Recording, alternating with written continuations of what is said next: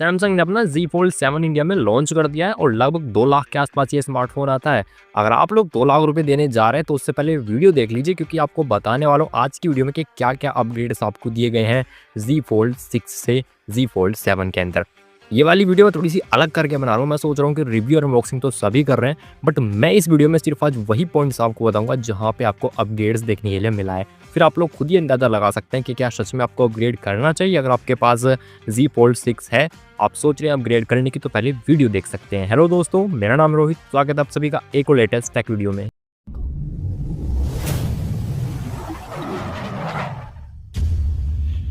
चलिए स्टार्टिंग करते हैं Z Fold 7 के बिल्ड से एंड इसके डिज़ाइन से, यानी कि डिज़ाइन के अंदर क्या क्या अपग्रेड्स किए गए हैं और क्या नहीं किए गए। तो सबसे पहले जब आपका Z Fold 7 अनफोल्ड होता है तब इसका जो थिकनेस होती है वो 4.2 mm होती है, जबकि Z Fold 6 के अंदर ये 5.6 थी। तो यहाँ पे अच्छा खासा एक अपग्रेड आपको देखने के लिए मिल जाता है, यानी कि पहले से काफ़ी ज़्यादा स्लिम फ़ोन बनाया गया है। और जब आप फ़ोन को फोल्ड कर देते हैं तो अब Z Fold 7 जो है 8.9 mm का हो जाता है, जबकि Z Fold 6 था 12.1 mm का।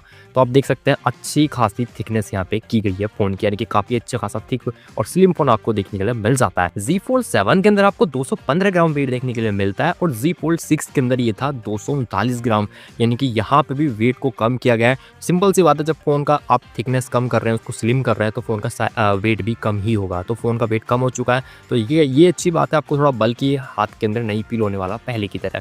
साथ में इसमें अगर मैं इसके फ्रंट साइड की बात करूं तो इसकी डिस्प्ले आपको गोरिल्ला ग्लास सिरेमिक 2 का प्रोटेक्शन देखने के लिए मिलता है और बैक साइड में यानी कि रियर साइड में आपको देखने के लिए मिलता है गोरिल्ला ग्लास विक्टस 2 का प्रोटेक्शन। तो यहाँ पे कुछ अपग्रेड्स डेफिनेटली देखने के लिए आपको मिलते हैं। अगर मैं इसके हिंज की बात करूँ तो एक न्यू आर्मर फ्लेक्सी हिंज इसके अंदर आपको दिया गया है। कंपनी का कहना है कि काफ़ी ज़्यादा बेटर परफॉर्मेंस पहले से देगा, साथ में क्रीज को काफ़ी हद तक कम करेगा। एक बात कंफर्म यहाँ पे करा दूँ आपको, क्रीज बिल्कुल भी खत्म हो जाएगी ऐसा नहीं है, और पहले से क्रीज कम ये कर देगा ऐसी कंपनी क्लेम कर रही है। Z Fold 7 के अंदर जो डिस्प्ले अंडर ग्लास है, यानी कि डिस्प्ले के अंदर एक ग्लास लगा होता है जो कि 50% तक थिकर कर दिया गया है, यानी कि 50% तक उसको मोटा कर दिया गया ताकि डिस्प्ले को थोड़ा मजबूत बनाया जा सके। जब आप फोल्ड वगैरह करते हैं उसको तो टूटे टांडे से बच जाए जल्दी, मतलब ना टूटे, इस वजह से इसको 50% तक मोटा कर दिया गया है। Z Fold 7 के अंदर डिस्प्ले सपोर्ट बैक प्लेट जो है उसको अब बना दिया गया है टाइटेनियम का। एक्चुअली पहले जो बनती थी वो थी स्टेनलेस स्टील की या फिर कार्बन फाइबर्स की बनती थी, लेकिन इसको टाइटेनियम का बना दिया गया है और इससे मजबूती काफ़ी ज़्यादा बढ़ जाएगी डिस्प्ले। Z Fold 7 के अंदर आपको एडवांस आर्मर का एल्यूमिनियम फ्रेम देखने के लिए मिल जाता है फ़ोन की मजबूती के लिए, और इसी के साथ इस स्मार्टफोन में आपको S Pen का सपोर्ट अब नहीं मिलने वाला है, यानी कि S Pen का सपोर्ट कंपनी ने इस Z Fold 7 के अंदर अब बंद कर दिया गया है।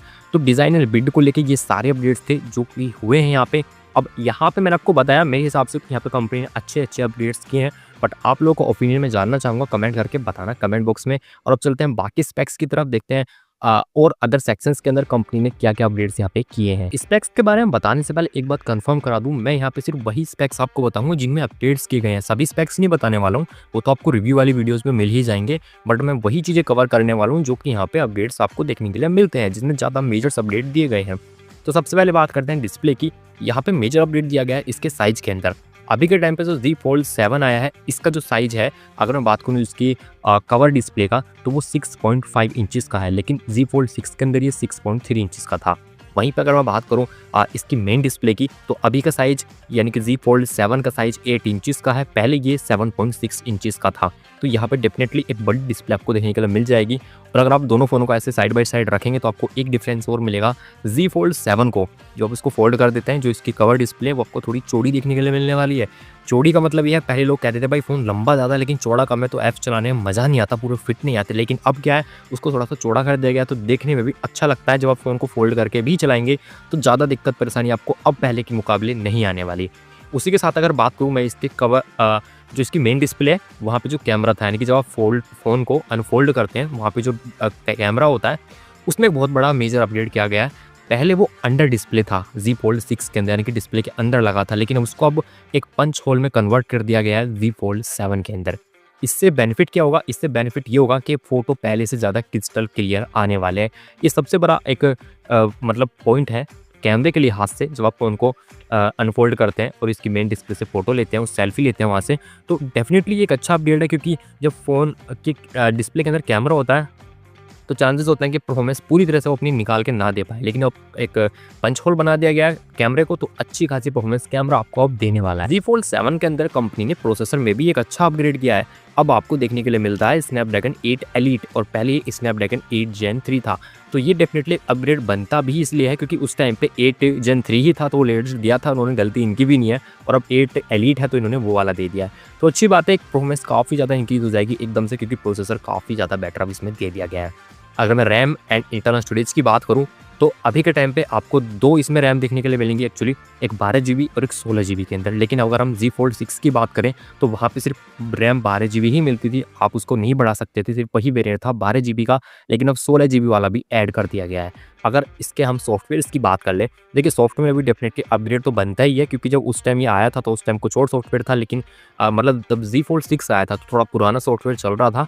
लेकिन अब जब Z Fold 7 आया तो कंपनी ने मज़ा ही कर दिया। वो मज़ा कैसे किया कंपनी ने, एक्चुअली कंपनी ने इसके साथ में अपने One UI 8 को भी यहाँ पे दे दिया है आप लोगों को। जी हाँ दोस्तों, आपको One UI 8 बेस्ड एंड्रॉइड 16 देखने के लिए मिल जाता है out of the box phone के अंदर, जो कि अपने साथ काफ़ी सारे फीचर्स लेके आता है। ज़्यादातर मैं अगर फोकस करूँ तो AI को लेके ही है। वैसे AI में फीचर्स पहले भी थे और अब और बढ़ा दिए गए हैं। वैसे एक बात बताऊँ, जब तक आप लोग AI को पूरी तरह से यूज़ करना ना सीख जाएँ या फिर पूरी तरह यूज़ ना करें, तब तक कोई भी स्मार्टफ़ोन, ये सैमसंग नहीं, मैं सभी की बात कर रहा हूँ, कोई भी स्मार्टफ़ोन सिर्फ ये सुन के मत लेना AI फीचर बहुत सारे हैं इसके अंदर, जब तक आप यूज़ ना करो। अगर आप यूज़ नहीं करते तो वो सारे हों, 1 हो, 2 हो या अनलिमिटेड भी हो, उन फीचर्स का कोई मतलब नहीं है अगर आप यूज़ नहीं कर रहे तो। कैमरा के अंदर क्या अपग्रेड किया कंपनी ने, तो Z Fold 7 के अंदर आपको 200 मेगापिक्सल का मेन कैमरा देखने के लिए मिल जाता है, जो कि आपको सैमसंग S25 अल्ट्रा में भी मिलता है। अब मैं आपको एक बात बता दूँ कि पहले यानी कि Z Fold 6 के अंदर मेन कैमरा सिर्फ 50 मेगापिक्सल था और एकदम से छलांग लगा के 200 मेगापिक्सल कंपनी ने किया है। एक बहुत बड़ा जंप है एक कैमरा के अंदर। बाकी आपको सब वही देखने के लिए मिलता है।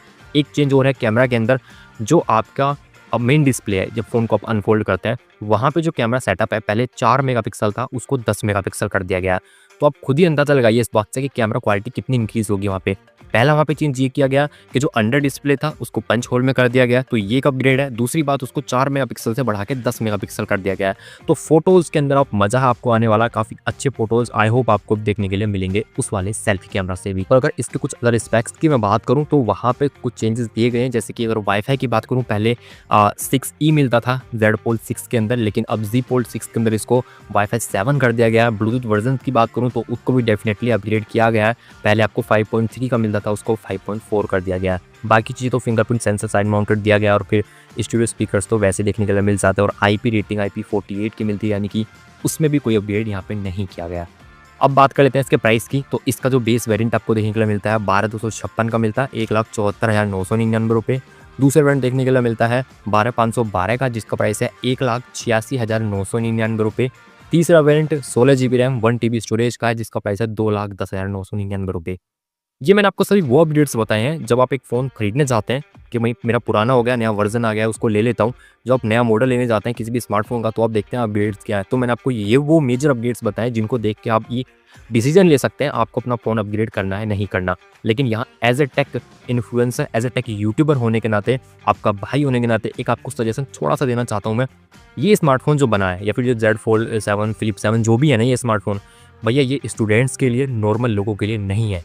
नहीं से मेरा मतलब यह है कि आप फ़ोन्स को EMI पे लो, खासकर 2 लाख का फ़ोन या फिर 2.25 लाख का फ़ोन आप EMI पे ले रहे हो, कोई तुक नहीं बनती अगर आप उसका यूज़ नहीं है इतना।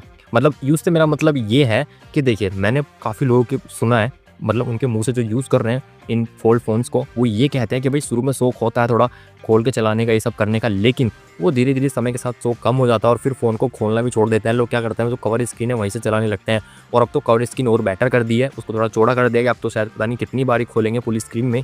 दूसरी बात यह है कि जब आप इसको खोलते बंद करते हैं, शुरू में वो क्रीज़ बहुत ना के बराबर होती है, टाइम के साथ साथ वो क्रीज़ दिखने लगती है, और जब इसको खोल के चलाते हैं ना, वो क्रीज़ आपकी वो अलग ही दिमाग ख़राब कर देती है फिर। तो मैं इसीलिए कह रहा हूँ, अगर आपके पास देखिए पैसा है, पैसे की कोई दिक्कत नहीं है, तो फिर डेफिनेटली आप जाइए, कोई भी फ़ोन ले सकते हैं आप, 1 या 2 भी ले लीजिए, कोई प्रॉब्लम नहीं है।